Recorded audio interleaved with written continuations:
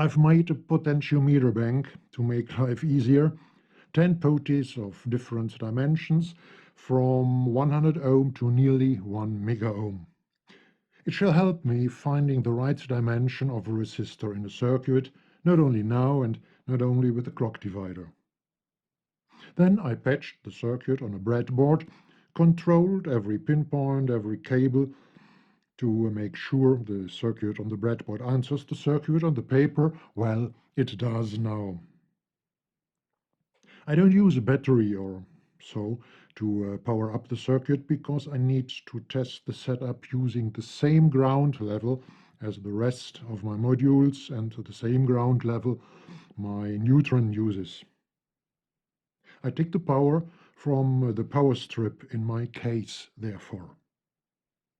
And because I'm going to develop and test a lot of circuits, I've prepared my breadboard for permanent use with this kind of power supply.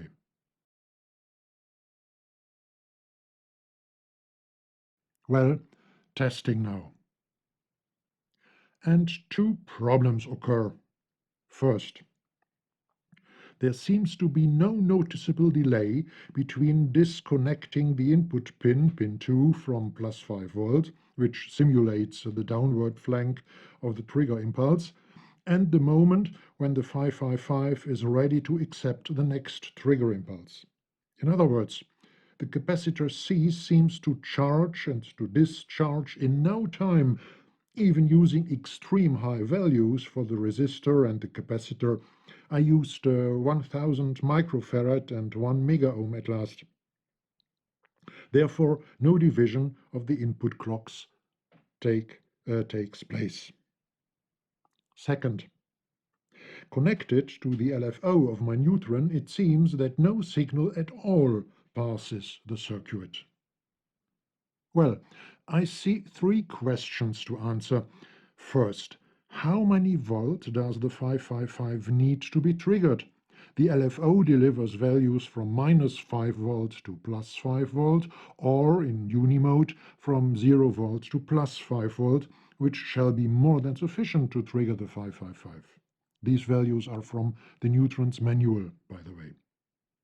Second, how high or how low must the voltage that lies over the capacitor be to enable or disable the 555 to react to new incoming trigger impulses? And third, how do I calculate the time of charging and discharging of my resistor-capacitor combination?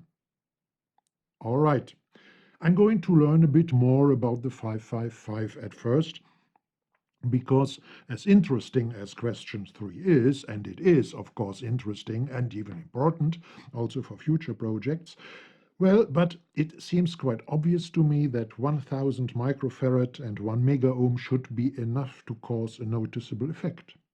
As there isn't any with my circuit at the moment, the mistake might probably be somewhere else. I'll keep you updated.